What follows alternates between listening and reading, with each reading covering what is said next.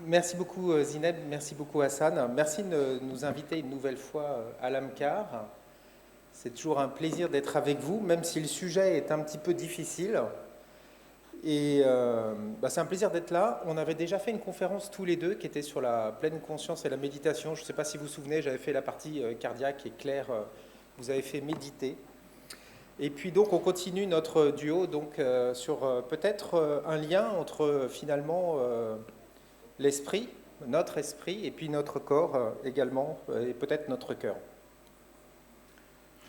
Je vous remercie beaucoup et surtout l'AMCAR d'avoir accepté qu'une psychiatre vienne à un congrès de cardiologie. C'est quand même atypique. En tous les cas, ça montre un grand état d'esprit d'ouverture. Et cet intérêt pour tout ce qui est troubles psychologiques était vraiment bien illustré par le questionnaire de recherche de burn-out, et qui en plus, vous verrez après, ça n'est pas du tout un fait exprès, et le questionnaire que Thibaut a utilisé avec un de mes confrères psychiatres pour montrer une étude dont il va vous présenter les résultats. Merci. Alors, il y a un avant-propos, c'est que nous sommes donc, nous vivons en France, donc nous sommes de culture judéo-chrétienne, et la mort dans la culture judéo-chrétienne n'est peut-être pas ressentie de la même manière en fait que dans la culture musulmane. Donc pour ceux qui viennent de culture judéo-chrétienne et de France, vous le savez déjà, mais globalement, lorsque l'on vit, Dieu a déjà décidé du moment de notre mort, vous me corrigerez, de la circonstance, de l'heure exacte et de comment. Voilà. Donc pour vous, d'origine musulmane, tout est déjà fait, donc c'est beaucoup moins angoissant. Et c'est pas de la faute du docteur si ça se passe mal, parce que c'est Inch'Allah. Donc c'est quand même quelque chose de très apaisant pour le soignant, je pense, et pour le patient. Pour les médecins et les patients d'origine judéo-chrétienne, c'est vraiment totalement différent. C'est globalement, quand ça se passe mal, c'est souvent quand même la faute du docteur. Enfin, les Français qui sont là confirmeront. Voilà. Donc c'était juste un avant-propos, parce que donc, ce qu'on va vous relater, c'est ce que nous, on ressent donc en France, et les résultats de l'enquête sont évidemment le ressenti des médecins français. Alors voilà le plan qu'on va suivre, parce qu'on a effectivement 45 minutes, on laissera un temps pour la discussion. Je vais vous faire une introduction, là c'était l'avant-propos. Je vais vous raconter un peu un témoignage personnel, faire mon coming out, si je puis dire. Vous donner quelques notions sur la relation patient-soignant, donc la relation de soins, et comment celle-ci peut nous impacter. On va vous livrer les résultats de l'étude Impact de la fin de vie et de la mort sur les soignants du cœur, donc qui a été réalisée principalement en France et qui a déjà été dévoilée aux Journées européennes de la Société française de cardiologie en 2022. C'est la deuxième fois dont on parle de cette étude dans un congrès. Et puis Claire vous présentera les troubles psychiques spécifiques liés aux différents traumatismes que le soignant peut avoir et comment ça va évidemment après rejaillir sur sa vie au quotidien. Et voilà, et puis après on conclura, on espère que vous aurez des questions.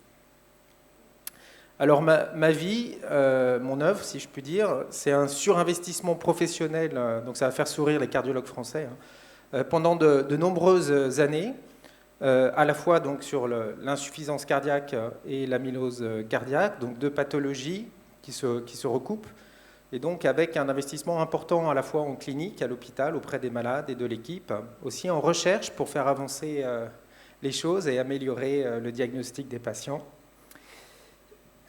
Et tout ça dans une optique sauver des vies, et vraiment dans quelque chose peut-être un peu trop de messianique ou de se croire un pouvoir incroyable de pouvoir changer les choses et améliorer les choses. Alors, dans le cadre de l'insuffisance cardiaque, ça s'est traduit avec la nécessité de développer absolument la titration des patients, comment majorer le traitement, et notamment voyant l'incapacité malheureusement du système français et la démographie médicale, d'essayer de le transférer ce rôle en partie aux paramédicaux. Et puis pour l'amylose cardiaque, ça fait 12 ans, et comme vous le savez, il y avait tout à faire, dans le monde évidemment, mais également bien sûr en France. Et donc ça m'a demandé beaucoup d'investissement, et probablement, Claire vous l'expliquera, au détriment de ma famille et de mes amis et de moi-même. Je vais être parcouru d'émotions, vous voyez, on va arriver. Mais tout ça, c'est pas forcément évident, en fait, et tout ça, ça s'est fait, en fait, pour masquer une souffrance, qui était en fait la mort de mes patients, et qui m'a amené donc à ce surinvestissement peut-être un peu autodestructeur, et pour lequel j'ai pu paraître des fois un petit peu étrange ou un petit peu forcené de faire bouger les choses et peut-être trop combatif. Voilà. Donc, je me suis rendu compte, en fait, progressivement, ça a mis du temps, en fait, parce que quand on est parti dans cette spirale de surinvestissement et d'abrutissement, en fait, par l'activité, que pendant mes topos sur l'amylose, il y avait une slide que j'arrivais plus à passer. C'était la slide, non pas du pronostic des autres équipes, mais des pronostics de mes patients. Et donc, quand je passais cette slide, j'étais envahi par l'émotion parce qu'il y avait tous mes patients qui revenaient. Et j'en ai parlé à Claire, qui m'a dit, mais en fait, c'est pas normal, tu dois avoir quelque chose. Mais je dis, c'est vraiment pas normal. Tu peux pas, comme ça, te mettre à avoir envie de pleurer en plein congrès. Quand tu passes cette slide-là, à mon avis, tu es traumatisé. Et tu as ce qu'on appelle un état de stress post-traumatique. C'est des états de stress, on va en reparler après, mais ces états-là de stress, ce sont les mêmes symptômes que ce qu'on retrouve chez des traumatisés de guerre. Et je lui dis, écoute, ça va pas, il faut que tu ailles voir quelqu'un de spécialisé dans le domaine. Donc, il est allé voir une de mes collègues qui s'est spécialisée dans les troubles spécifiques des traumatismes. Voilà, et donc ça c'était il y a à peu près il y a 4 ans. Et donc, vous voyez, je ne suis toujours pas guéri, ça prend du temps, mais peut-être que l'année prochaine ça ira mieux. Dans ce surinvestissement et notamment dans l'objectif de ramener des infirmiers, de ramener et développer le travail des infirmiers en France sur la titration, on appelle ça un protocole de coopération ou infirmier de pratique avancée en France, pour transférer ses compétences dans le cadre de l'insuffisance cardiaque. Avec Véronique Toré, une collègue paramédicale de France, on était parti pour le GIC, le groupe Insuffisance cardiaque et cardiomyopathie de la SFC au Québec, pour rencontrer les équipes qui ont mis en place ça au Québec depuis plus de 15 ans, dans l'idée de voir comment ils avaient fait et puis comment on pouvait ramener ça en France. Donc on a visité le CHUM, que vous connaissez sûrement, qui est un magnifique hôpital, avec François Tournou, Nathalie Nadon, et puis on a visité leur salle de simulation, etc. Puis à un moment, j'ai rencontré Pierre Laramé et Nathalie Nadon qui nous ont parlé d'un sujet qui les intéressait beaucoup, qui était l'impact de la mort sur les soignants. Et il s'est avéré en fait qu'ils avaient eu 2 suicides dans leurs équipes, dont Pierre Laramé qui avait été obligé de dépendre un de ses assistants qui s'était suicidé chez lui. Et ils avaient fait des vidéos d'histoires qui leur étaient arrivées, vidéos, vous voyez, de petits films sur des histoires concrètes arrivées à l'hôpital. Et donc ces 3 vidéos étaient vraiment sur des histoires un petit peu différentes. Et à chaque fois, il y avait tourné avec des acteurs qui jouaient aussi le patient et les médecins. Mais avec leur atelier de simulation, ça paraissait vraiment l'hôpital à 200%. Et puis, à la fin, le médecin témoignait en disant « ça, c'est ce qui m'est arrivé ». Et voilà la suite. Et quand j'ai vu ces vidéos, moi, ça m'a tout de suite retraumatisé directement parce que ça ressemblait tellement à ce que je vivais. Et là, on s'est dit qu'il faut les faire venir au Québec. Donc, on a fait venir les infirmiers pour faire en France, à Rennes, au congrès de l'insuffisance cardiaque qui avait lieu en 2019, organisé par le GIC et la SFC. Il y a Martine Gillard qui était avec nous. Et donc, on s'est occupé de faire une grande session avec les infirmiers québécois et les infirmiers français et les cardiologues. Mais aussi, on a fait une conférence avec eux sur Cœur en détresse, brisons la barrière du silence. C'était une conférence qui avait lieu en fin de soirée de congrès, un jeudi. Et donc, ils nous ont parlé du suicide des médecins. Alors, heureusement, vous savez, tous les médecins ne se suicident pas à cause de ça. Il y a plein d'autres raisons. Mais ils nous ont montré des données aux États-Unis, puisqu'ils ont tous les chiffres. Et il y a à peu près 300 médecins qui se suicident par an. Alors, ce n'est pas lié qu'à l'impact de la mort, mais on va voir que ça joue. C'est aussi lié aux problèmes institutionnels, personnels. Et ça fait globalement une promo qui disparaît par an de médecins aux États-Unis. Et évidemment, c'est un coût en santé publique majeur. C'est autant de patients qui n'ont pas plus en charge. Et puis après, donc, ils nous ont fait ce topo. Ils ont montré les 3 films vidéo. Et là, dans la salle, ça a été un choc, un cataclysme, je dirais. C'était assez violent, finalement. C'est pour ça que je ne vous montrerai pas ces vidéos aujourd'hui. Et la salle a complètement réagi, Puis après, au moment de la discussion, ça n'a pas arrêté. En fait, les gens pleuraient. Enfin, c'était impressionnant. Et on a été chassé de la salle par l'organisation du congrès, parce que il fallait partir. Et ça n'arrêtait pas de parler, ça n'arrêtait pas de parler, etc. Et avec Erwan Fleischer qui était dans l'audience, on s'est dit, mais on ne peut pas laisser ça comme ça. Il est chirurgien cardiaque à Rennes, professeur Fleischer. Il faut qu'on fasse quelque chose.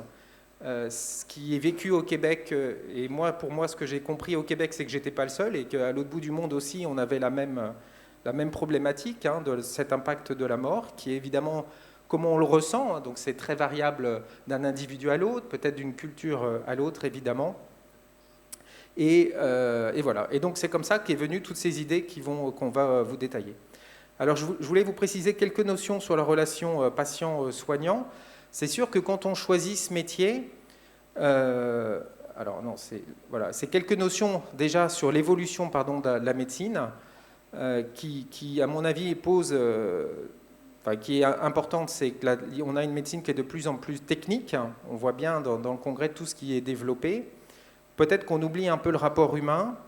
Et puis, il y a un moment en fait, où on fait tellement de choses techniques, notamment en cardiologie, où on va assister les patients, on va leur mettre des ECMO, on va leur changer le cœur, on va les dialyser, qu'à un moment, on a une assistance respiratoire, une assistance cardiaque, une assistance rénale, et on ne sait même plus si finalement le patient est mort ou pas. Et est-ce que, quand la famille vient le voir, eux-mêmes s'interrogent sur savoir est-ce que le patient, etc. Et dans la société, je pense que c'est surtout valable peut-être en Occident, en culture judéo-chrétienne, mais la mort est complètement rejetée, on n'en parle plus, c'est un tabou. On est passé dans une société de consommation et d'accélération. Et le problème, c'est que si on ne réfléchit pas qu'un jour on va mourir, donc on essaye de l'oublier parce que ça nous fait peur, on en oublie peut-être le sens de la vie. Et ce que nous, soignants, on voit à l'hôpital, c'est que la plupart des familles amènent leurs membres malades à l'hôpital, mais parce qu'à l'hôpital, on doit être soigné, on doit en sortir vivant et on ne peut pas mourir à l'hôpital. Le problème, c'est que, évidemment, on peut mourir à l'hôpital. Et quand on regarde ce qui se passe en France, il y a à peu près 600 000 morts par an en France, et il y en a 400 000 qui meurent à l'hôpital. Le reste, c'est globalement des accidents. Et quelques morts subites, bien sûr, pour faire plaisir à Xavier Jouven, mais qui sont effectivement bien là. Donc le problème, une autre notion quand on est soignant, c'est que on fait ce métier par empathie, pour accompagner les malades, et puis on se livre en fait, on a vraiment un don de soi. Je parle dans tous les soignants, médecins, paramédicaux. Et puis des fois on peut avoir un oubli de soi, c'est-à-dire c'est ce que je vois en permanence au sein de mon équipe, quel que soit encore le métier, on s'oublie soi-même en fait, c'est-à-dire qu'on donne tout aux patients et on s'oublie soi-même.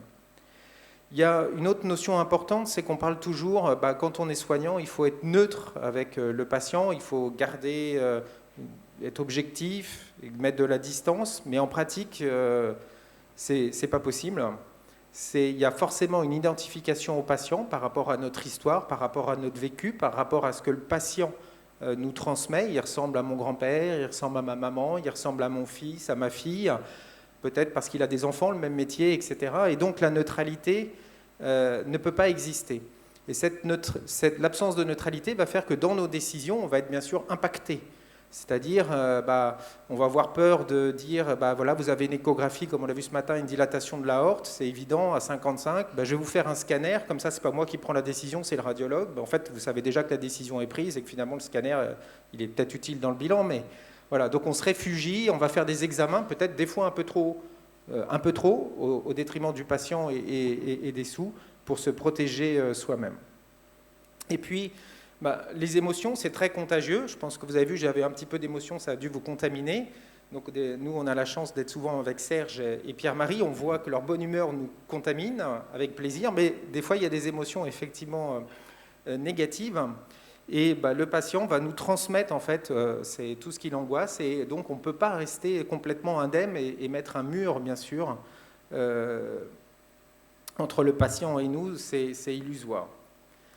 Donc, et quand ça se termine mal, donc quand le patient est en fin de vie et meurt, la mort d'un patient va renvoyer le soignant à la souffrance qu'il a éprouvée également lors de deuils antérieurs, parce qu'on est avant tout des hommes, on a une famille, et on a bien sûr, je pense, malheureusement, vécu tous la mort de proches. Et ces morts vont raviver en fait nos deuils antérieurs s'ils n'ont pas été métabolisés et s'ils n'ont pas été traités. Donc cette souffrance, en fait, elle est susceptible de ressortir si on n'en a pas bien sûr conscience, et puis on peut se laisser submerger. Et c'est ce qui se passe notamment dans le traumatisme vicariant. Ça peut être des morts personnelles, mais aussi des morts des patients. Et c'est ce qui m'est personnellement arrivé avec l'amylose, en fait, hein, où évidemment j'ai eu énormément de patients qui ont décédé pendant de nombreuses années puisqu'on n'avait aucun traitement, toujours avec un retard diagnostique majeur, hein, d'où mon surinvestissement pour communiquer sur cette maladie. Et donc grâce à l'EMDR que j'ai eu, hein, Claire vous expliquera, j'ai pu retracer, j'ai tous les morts que j'ai eus qui sont revenus, du moins toutes les morts traumatisantes. Et alors que j'ai relativement peu de souvenirs de ma vie personnelle, d'échanges avec les enfants, que j'oublie, là, je me suis rendu compte que tous les morts traumatiques, j'étais capable de savoir le jour, l'heure, l'odeur, le bruit, la luminosité, ce qui s'était passé. Et ça, en fait, ça s'est déroulé depuis jusqu'au début de mon internat, avant même que je sois soumis à la mort un petit peu en excès qu'on voit dans l'amylose. Et donc, j'ai eu tous ces morts qui me sont revenus, jusqu'à mon premier arrêt cardiaque, où j'avais les côtes qui se cassaient lors de mon massage, etc. Et puis finalement, je suis arrivé jusqu'au décès de mon grand-père, que j'ai vécu à 17 ans, et que je n'avais pas métabolisé, en fait. Voilà. Et mon grand-père est décédé d'un œdème aigu du poumon, dans un hôpital à Longjumeau, et j'ai découvert que j'avais fait mon premier stage de cardiologie à Longjumeau, et que je ne pouvais jamais aller dans le service où il est décédé. Donc vous voyez comment les choses se font. En fait, on est un individu et tout est relié finalement. Penser qu'on puisse mettre la blouse, retirer la blouse, etc., c'est en fait impossible. Et voilà. Donc encore quelques notions, je vais avancer parce que je vois le temps qui passe vite, mais on va arriver rapidement à l'étude. Et puis il faut savoir donc en tant que médecin, on a des mécanismes de défense qui se mettent en place quand on a trop d'émotions, trop de souffrances vis-à-vis de ce qui se passe avec la relation avec nos patients. Et notamment lorsque vous avez un patient qui décède, que ce soit à l'hôpital ou en cabinet, où vous apprenez le décès d'un patient, notre premier réflexe, c'est la culpabilité. Je pense que vous dites, c'est qu'est-ce que j'ai pas fait, qu'est-ce que j'aurais dû faire, si je l'avais envoyé plus tôt, si je l'avais dépisté plus tôt, si j'avais fait ci, cela. C'est un réflexe, en fait, mais qui est un mécanisme de défense qui intervient pour nous protéger nous-mêmes. Alors, c'est un petit peu compliqué du point de vue psychologique, mais de notre inconscient de mourir, en fait, de ce qu'a le patient. C'est-à-dire qu'en trouvant une cause à la mort du patient, et on arrive aussi à s'affranchir ou à moins à repousser cette mort qui est de toute façon notre problème, c'est la peur de notre propre mort. Il y a la banalisation, c'est normal, de toute façon les amyloses, ils meurent tous, donc, ou la dérision, encore un qui va crever. La rationalisation, il y a l'esquive, on ne parle pas de ce sujet, ou avec le patient, on ne va pas approcher la mort avec le patient, on ne va pas lui dire ce qui est, on va mentir. Il y a l'évitement, la fuite, partir en congrès, faire plein de trucs pour ne pas être à l'hôpital. La fausse rassurance, l'identification progressive, le mensonge, on ne va pas dire aux patients son vrai pronostic. Des fois, la colère, vous pouvez avoir des collègues qui sont en colère, soit vers l'équipe ou les collègues, parce que ça avance pas assez vite, il faut faire avancer le diagnostic. En France, il faut bouger, arrêter, l'amylose, elle est là. Et puis, et la colère. Alors, tout ça, ça s'associe aussi à ce qui est connu dans le travail en général, donc c'est une notion importante, sur les facteurs psychosociaux de risque au travail. Ça, c'est valable pour tout travail. Et donc, c'est Pierre Vladimir qui est très intéressé au fonctionnement de l'hôpital public actuellement en France. Mais les risques psychosociaux du travail, ils sont particulièrement importants à l'hôpital. Vous voyez tout ce qui est fléché là, l'intensité du travail et le temps de travail, le manque d'autonomie, la mauvaise qualité des rapports sociaux au travail, la souffrance éthique. Lorsqu'on est à l'hôpital, on n'a plus les moyens de travailler, c'est un petit peu compliqué. Là, on est dans l'éthique. L'insécurité de la situation de travail, où tout d'un coup, vous n'avez plus de médecins, vous n'avez plus d'internes, vous n'avez plus d'infirmières, il y a le Covid qui arrive, vous n'avez plus de masques, vous n'avez plus de gel, enfin bref. Et puis, il y a toutes ces émotions. Donc, vous voyez, on est à un métier quand même qui est à risque. Et ça, je crois que ça serait bien que nos institutions en prennent connaissance. Évidemment, ça l'est aussi en cabinet, mais évidemment moindre. Donc, je vais vous montrer maintenant les résultats de l'étude. J'avance parce que je vois le temps qui passe. Donc, cette étude sur l'étude. Donc cette étude, elle vient de la prise lors de cette réunion, ce congrès des GIFIC et de la conférence des Québécois, sur la prise donc de conscience de tous les soignants qui étaient là, qu'il fallait faire quelque chose, et de briser un peu cette omerta sur l'impact de la mort sur les soignants. Donc c'est ce qu'on a fait dans cette étude. On a créé un collectif qui regroupait plusieurs sociétés savantes. Donc moi j'ai porté la Société française de cardiologie et le GIC, Erwan Fleischer, la SFC TCV, Sophie Provenchère, la Société des réanimateurs et anesthésistes cardiaques. On s'est tourné vers Frédéric Pochard, qui est psychiatre et qui travaille avec le groupe de Saint-Louis Famille Réa et qui a développé toute cette approche en réanimation, où nos collègues sont beaucoup plus avancés que nous. Et on a trouvé une sociologue pour nous aider, Rebecca Dickinson. Puis après, des paramédicaux, ça a été le premier collectif. Et là, on a créé cette enquête sur l'impact de la fin de vie et de la mort. Cette enquête, on l'a associée à des interviews qu'on a mis sur une chaîne YouTube que vous pouvez consulter, qui s'appelle « Impact de la fin de vie, brisons le tabou », où il y a des témoignages de médecins, dont je vais vous montrer quelques petits extraits. On a fait une conférence de presse après les JESFC qui a eu un retentissement un petit peu médiatique. Alors, c'est une petite vaguelette, mais peut-être qu'un jour, ça marchera, ça prendra plus d'impact. On a une publication qui est en cours. On est en train de lancer l'enquête pour les paramédicaux. Et puis, on est en train de créer des ressources et des outils pour les soignants, de façon à les aider à franchir, d'abord à identifier ça, à identifier sur leurs collègues dans leur équipe de soignants. Donc ces témoignages, vous voyez, ils sont sur la chaîne YouTube, c'est des témoignages assez longs, hein, des fois ça dure 30-45 minutes, hein, mais chacun raconte un petit peu ce qu'il ressent et ça permet vraiment de se rendre compte en fait, de l'ampleur de ce que certains reçoivent. Ce qui est très étonnant, c'est que vous verrez, j'ai que des hommes qui ont accepté de témoigner en ouvert. Les résultats de l'enquête diffèrent un peu, mais je pense que, vous voyez, les hommes, on a tendance à... Voilà, il y a un problème, il faut en parler. Et voilà, donc c'est pas parce qu'on est misogyne du tout, mais s'il y a des femmes qui veulent témoigner... Oui, évidemment, comme nous tous, Thibaut, mais beaucoup, oui, beaucoup, incontesté. Et dès le début de mon internat... Oui, j'ai croisé, j'ai eu à voir beaucoup de décès déjà hein, depuis mon internat de façon très régulière, j'ai envie de dire. Comme tout cardiologue hein, qui a fait des soins intensifs, de la garde, de la réanimation, hein, j'ai eu de nombreux décès dans mon parcours. C'est le nombre en fait et la répétition qui m'a alerté et qui a eu des conséquences sur ma vie personnelle et sur mes équipes. Hein. Mais on n'est jamais habitué à la mort. Alors, quel est l'impact des décès sur ma vie professionnelle? Je pense que cet impact est quand même lourd. Alors, c'est un sujet qu'on n'évoque jamais. C'était un impact parce que le stress était là quand j'avais des nouveaux patients qui arrivaient, le stress était présent. Je repensais à ce patient-là en me disant, bon, j'espère que ça va beaucoup mieux se passer. Donc, tout ça, c'est bien pour dire que... on n'arrive pas à masquer cela. Tous ces traumatismes que l'on accumule au fil de nos années, je pense qu'un jour ils ressurgissent. Oui, évidemment. Voilà, donc il y a plein d'autres témoignages, mais vous voyez, hein, pour certains, ceux qui ont accepté de témoigner, c'est qu'ils ont effectivement eu un impact. Il y a certains témoignages qui sont assez, qui touchent beaucoup.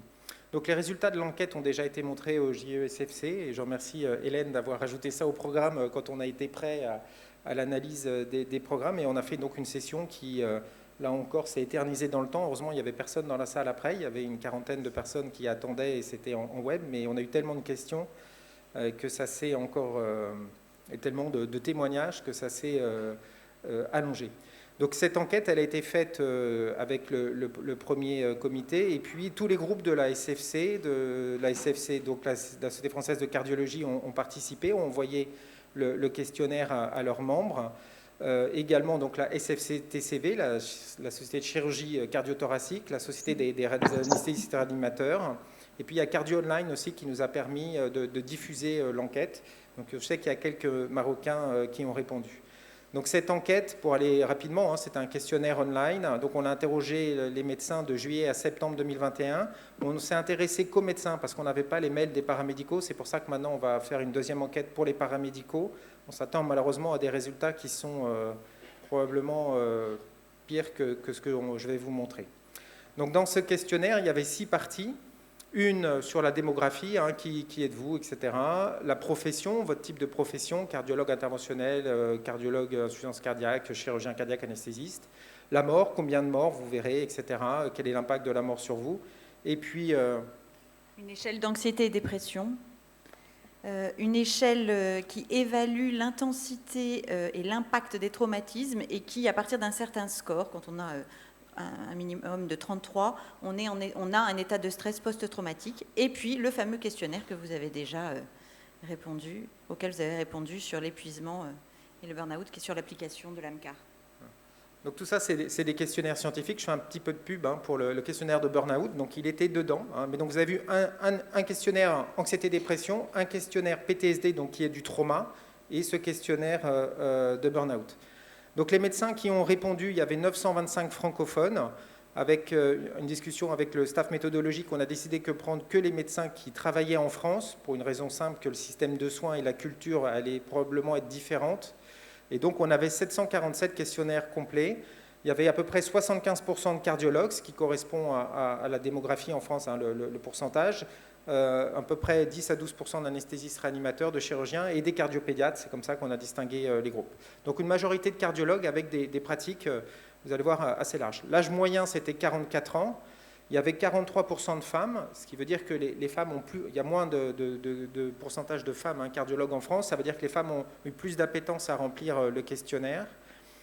Vous voyez, il y avait surtout des médecins donc seniors, hein, vu l'âge, et les médecins avaient des professions assez variées, mais pas mal d'universitaires quand même ont rempli le questionnaire, probablement par les biais des diffusions des sociétés savantes, où peut-être que les médecins universitaires ont plus d'appétence à répondre à ce genre de questionnaire. L'année d'exercice, c'était à peu près 19 ans d'exercice. Ils travaillaient quand même beaucoup, 55 heures par semaine. Les gardes, je passe tout ça.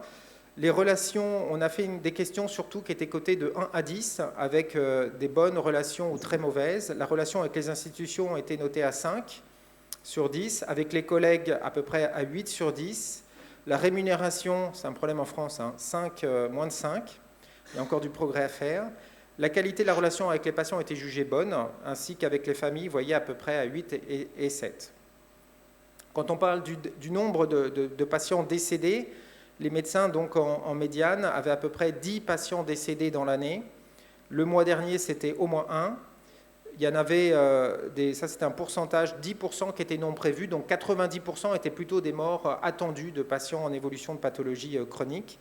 Et un certain nombre avaient participé au Covid, hein, c'est les nombres de patients infectés que vous avez vus en phase aiguë, 10. Et puis on a abordé aussi la limitation de soins, où il y a à peu près 3 patients le mois précédent qui avaient eu une limitation de soins. Sur l'impact du type de mort, sur les soignants du cœur, on leur a demandé toujours sur une échelle de 1 à 10 de dire quel est votre impact, quels sont les types de morts qui vous impactent le plus. C'est des patients jeunes. Alors j'ai remarqué que plus je vieillis, plus je trouve les patients jeunes. Donc je pense que vous voyez, ça évolue dans le temps, on n'a pas le même référentiel. C'est des patients qui décèdent pendant des procédures. Donc ça veut dire une procédure cardiologique, hein, évidemment, quand le malade décède au cathé ou en chirurgie cardiaque, vous avez les mains dans le malade, donc évidemment le traumatisme est important. Le fait que la mort soit subite, brutale, vous n'avez pas eu le temps de vous y préparer psychologiquement. Et puis après une intervention, et puis après je vous laisse parcourir le reste, mais globalement on s'attendait un petit peu à ces données, mais on peut les quantifier scientifiquement. Ce qui est intéressant, c'est la réponse à ces 3 questionnaires.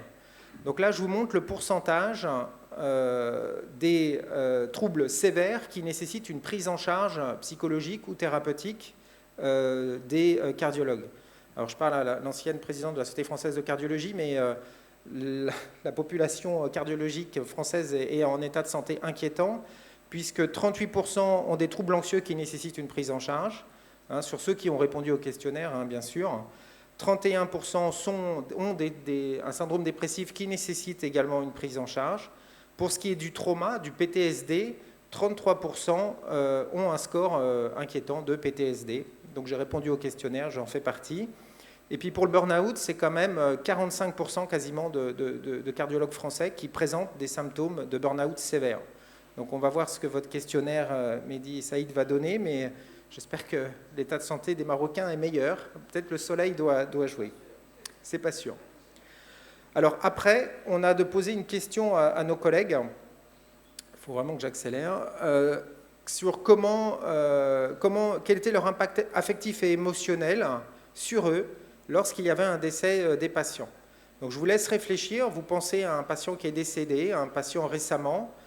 Comment vous jugez votre impact émotionnel ou affectif au moment du décès? Comment vous étiez? Est-ce que vous sentiez bizarre? Est-ce que vous aviez des symptômes, des sensations, les yeux lourds, les pleurs, l'estomac pris, etc. Donc je vous laisse réfléchir à ça, voilà, rapidement. De 1 à 10, comment vous l'évaluez? Et voilà ce qu'ont répondu tout seuls devant leur ordinateur nos collègues. Pour 83% des répondants, c'était plus de 5.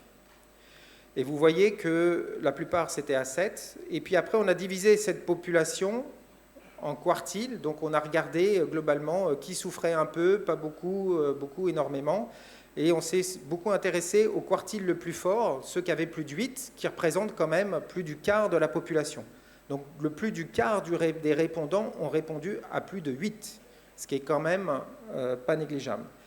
Alors je ne vais pas tout vous dérouler, mais on a regardé après ce que donnaient les questionnaires en fonction de ces quartiles de sévérité, d'impact émotionnel et affectif de décès des patients. Et ce qui est très impressionnant, c'est de voir comment ces questionnaires d'état de santé psychique évoluent. Pour le quartile 4, qui représente encore une fois plus du quart des patients, on tombe à 60% de PTSD. On tombe à 52% de syndrome anxieux nécessitant une prise en charge, à 42% de dépression qui devrait être traitée, et à 51% de burn-out. Donc vous voyez, il y a un lien, il y a une association qui se fait entre l'impact affectif, la causalité ne peut pas être démontrée bien sûr, mais vous voyez bien que tout ça c'est relié, et la survenue d'un impact émotionnel lors de décès d'un patient. Ce qui est le plus impressionnant, c'est la consommation de toxiques, de médicaments, qui là aussi se répercutent au moment d'un décès, qu'est-ce que vous faites, etc.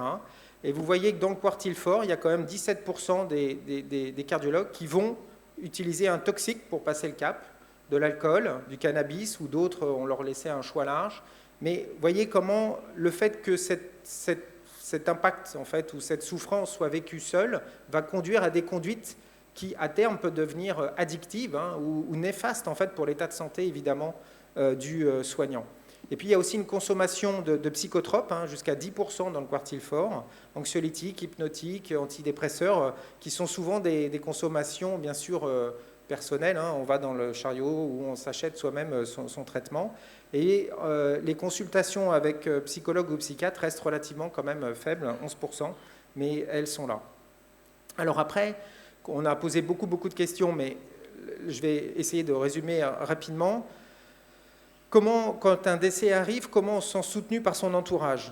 Donc on a posé cette question, toujours de 1 à 10, 10 très soutenu, 1 peu soutenu, pas du tout, par vos collègues. Et là, ce qu'on voit, c'est alors que l'impact est d'autant plus important qu'on va changer de quartile de Q1 à Q4, il n'y a aucune variation. C'est-à-dire qu'on n'a aucun, les répondants déclarent aucun soutien des collègues. Et quand on regarde la famille, c'est pareil, aucun soutien de la famille. L'hôpital et l'institution, alors là c'est la catastrophe, on n'est pas à 1, on est à 1,5, mais effectivement cet impact n'est pas retenu. Donc évidemment, il ne faut pas accuser les collègues ou la famille, c'est tout simplement que si on ne peut pas en parler, ou si on n'en parle pas, ou si on a un conjoint qui n'est pas médecin, on ne peut pas lui raconter des horreurs qu'on a vues, parce qu'évidemment ça va le contaminer lui aussi, et c'est les témoignages que j'ai reçus, souvent les gens restent avec leur peine tout seuls, et franchissent le cap tout seuls. Alors après, on s'est intéressé à quels étaient les types de ces soignants en quartile 4. Ce qu'on a montré, c'est que ce n'étaient pas les plus jeunes, c'était plutôt les plus âgés. Il y avait peut-être un petit peu plus de femmes, mais probablement que les femmes avaient plus d'appétence pour remplir au questionnaire et que les hommes qui étaient en souffrance n'ont pas répondu au questionnaire. Et puis, il y avait des notions de conflit avec les collègues un peu plus importants, et puis d'une expérience également traumatique personnelle, qui peut être un accident, un trauma, un mort, etc., qui était un peu plus élevé. Quand on a regardé en multivarié, on est tombé comme lien direct avec l'impact émotionnel sur le score du PTSD et sur la pratique avec des chirurgiens qui sont un peu plus impactés, des cardiologues et les cardiopédiatres par rapport aux anesthésistes réanimateurs. Voilà, je vais passer à toi. Merci. Alors moi, je vais vous parler des traumatismes psychiques qui sont liés, je ne sais pas pourquoi on a mis le soin, là il y a une faute, voilà, les traumatismes psychiques. Alors qu'est-ce qu'un traumatisme psychique? Un traumatisme, c'est quand, là j'ai tout fait pour le soignant, mais c'est valable pour n'importe qui. Donc quand le soignant est témoin ou victime d'un événement qui est vécu comme violent ou inattendu, on parle de traumatisme, et donc ça c'est particulièrement vrai quand le soignant est confronté à la mort d'un de ses patients ou confronté à l'atteinte de l'intégrité physique de ses patients, et peut-être aussi à la peur d'attraper lui-même la mort via le Covid, par exemple, quand ce qui s'est passé ces 3 dernières années, ou surtout en mars 2020, et à la peur de la survenue de la mort de ses proches. Un traumatisme, quand on est traumatisé, la situation que l'on vit ne peut pas être intégrée corticalement. Et là, ça va poser problème, je vais vous expliquer pourquoi.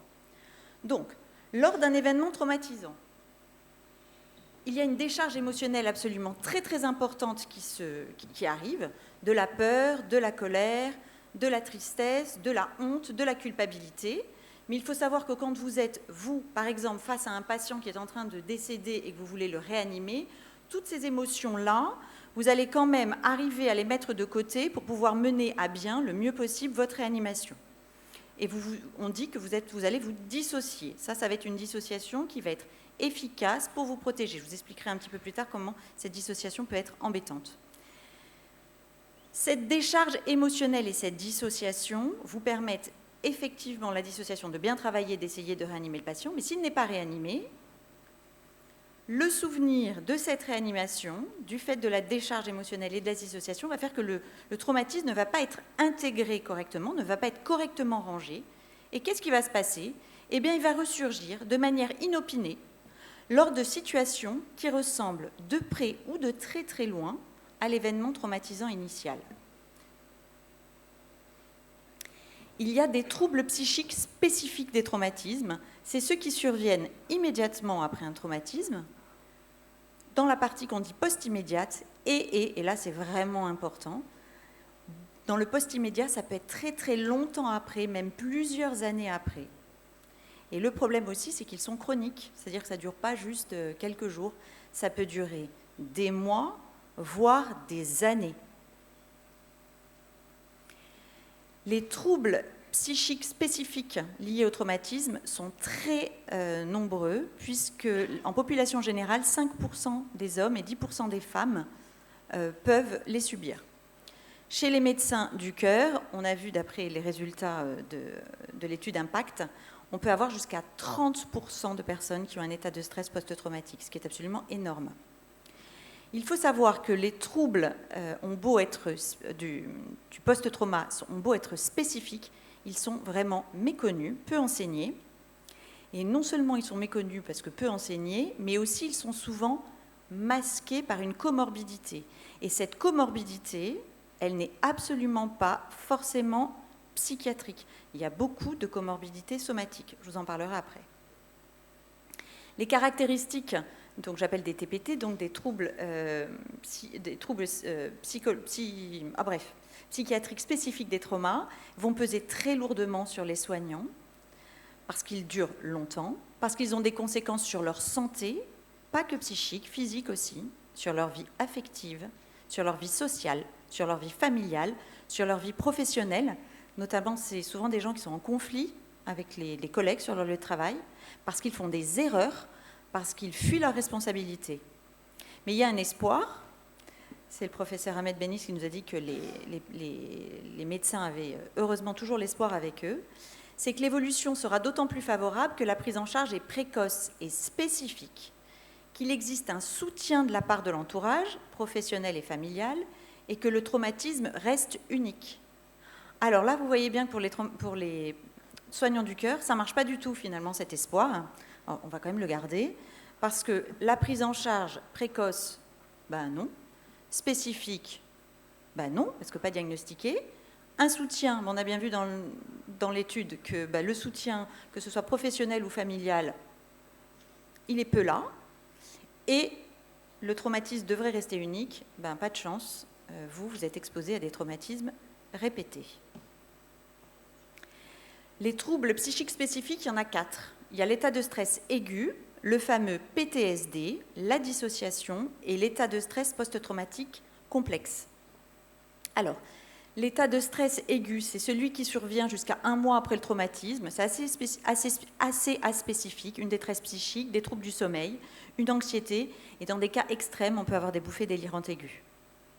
Le PTSD, ou le trouble de stress post-traumatique, il survient 1 mois après le traumatisme, mais souvent bien au-delà, et souvent il va durer sur la vie entière, voire même n'apparaître que de nombreuses années après le traumatisme. Et il y a une triade pathognomonique qui est un problème de reviviscence, un syndrome d'évitement et une hyperréactivité neurovégétative. La mémoire traumatique, comme cet événement traumatique n'a pas été intégré correctement corticalement, eh bien on a des ruminations. On a des souvenirs intrusifs qui arrivent. Vous êtes tranquillement là en réunion, là peut-être que certains d'entre vous ont vu des réanimations qui sont mal passées, des flashbacks et des cauchemars. Le syndrome d'évitement. L'évitement, on se met à éviter de manière phobique toute situation qui se rapproche de près ou de loin du traumatisme, parce qu'on ne veut pas revivre les mêmes émotions. On évite toute situation douloureuse ou stressante, même si elle n'a aucun lien avec le traumatisme. On peut, comme ça, ne plus avoir envie de voir de films tristes, par exemple. On va se mettre à désinvestir ses relations interpersonnelles, et donc professionnelles, et on va souvent avoir aussi ce qu'on appelle un abrasement des émotions, c'est-à-dire ne plus arriver à être triste, ne plus arriver à se mettre en colère, ou ne plus arriver à éprouver de la joie. On a les troisièmes symptômes de la triade, qui sont l'hyperactivité neurovégétative. Là, il y a un état d'alerte, avec une décontraction, des sursauts, insomnie, réveil nocturne, et surtout une mauvaise gestion émotionnelle, avec de l'irritabilité, de la colère et des crises de larmes. Il y a, dans la 4e entité des troubles psychiques spécifiques, la dissociation. Alors, la dissociation, c'est un état de conscience altéré qui peut être très subtil. Il se met en place souvent de manière automatique, inconsciente, pour protéger, là, le cas du soignant, soit traumatisé, dans une situation qui peut être trop envahissante sur le plan émotionnel et qui va lui rappeler, par exemple, de près ou de loin, la situation traumatisante qu'il a vécue. Et le fait de se dissocier, ça lui donne l'impression de reprendre les rênes.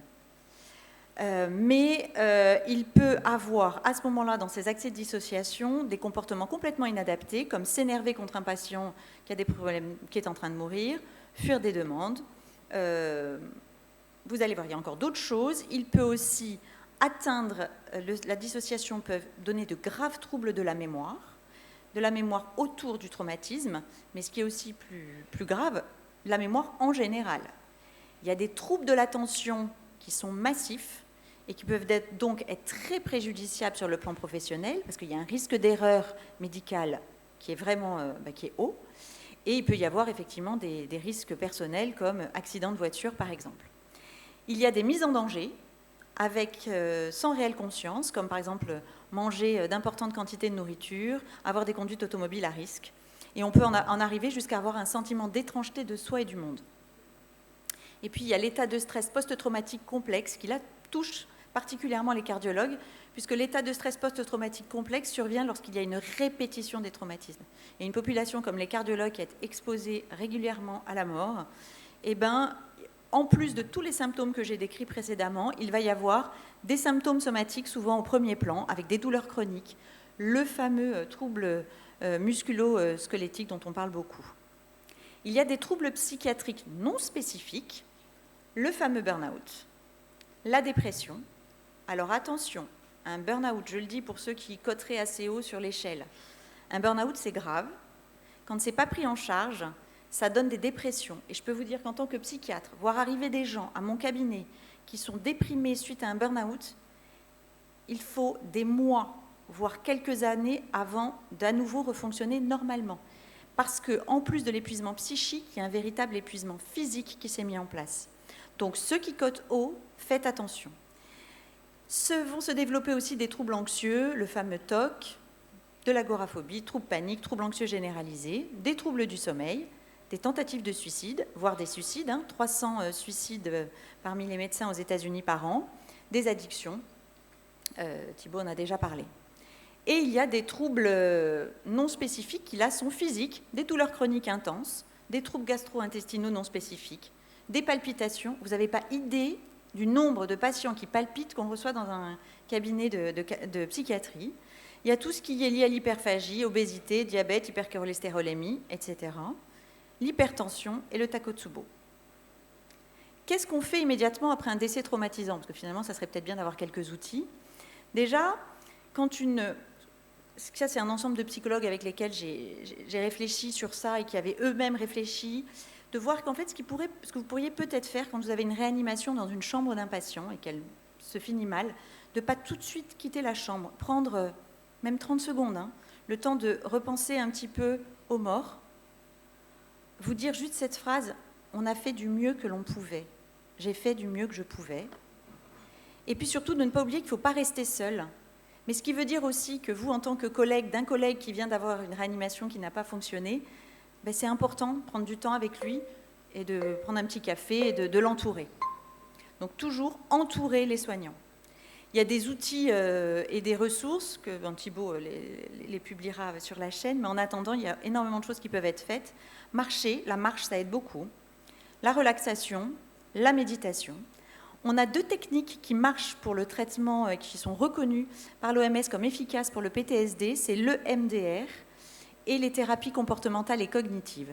L'EMDR est une technique qui, à l'aide de l'accélération du mouvement des yeux, simplement avec le doigt du thérapeute, on permet qu'un souvenir qui n'a pas été correctement intégré corticalement le soit. Ça, en quelques séances, on peut vraiment soulager quelqu'un.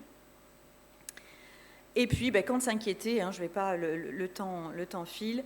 N'oubliez pas quand il y a des réminiscences, des conduites d'évitement, une hypervigilance avec des troubles du sommeil, des prises de toxiques, des changements de comportement brutaux avec une irritabilité, une mauvaise gestion émotionnelle, une humeur triste, un burn-out, de la somatisation, un mal partout, des palpitations, de l'hypertension.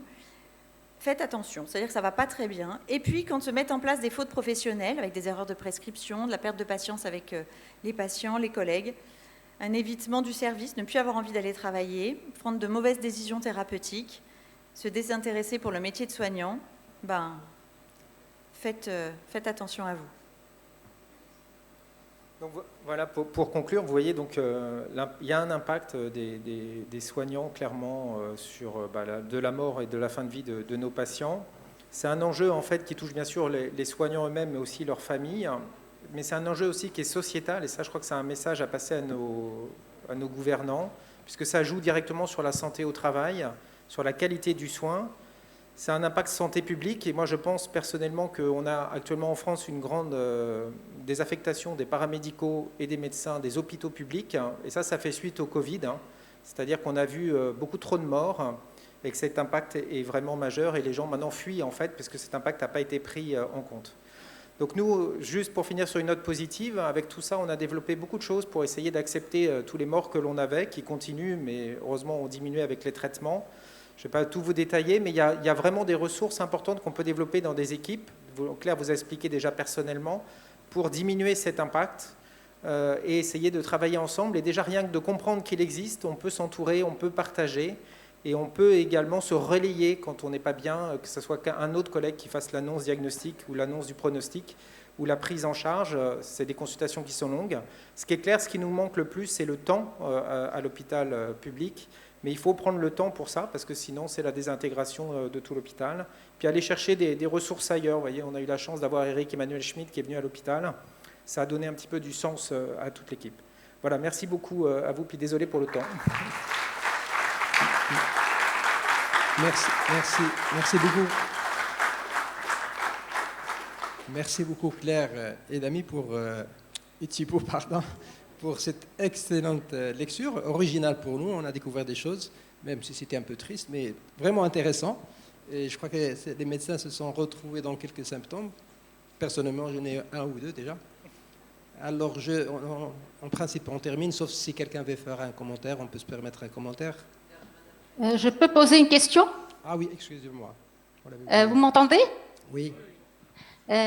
Alors, je voudrais juste à Monsieur Damien, est-ce qu'il y a et Madame Claire, premièrement, le reclassement professionnel, est-ce qu'il doit être autorisé et une fois que les soins sont prodigués, quels sont les résultats de ces soins prodigués par Madame la psychiatre?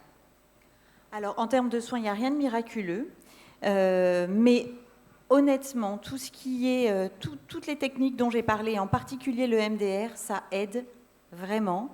Et tant qu'on commence à ne pas aller bien, il est important de se reculer un petit peu, de prendre un petit peu de recul. Et n'oubliez pas aussi de ne pas mettre le travail vraiment au centre de votre vie. Il faut avoir des ressources extérieures. Et voilà, je crois que surtout, il faut aussi c'est faire du préventif et ne pas s'abrutir de travail si c'est possible. Donc c'est surtout une psychothérapie.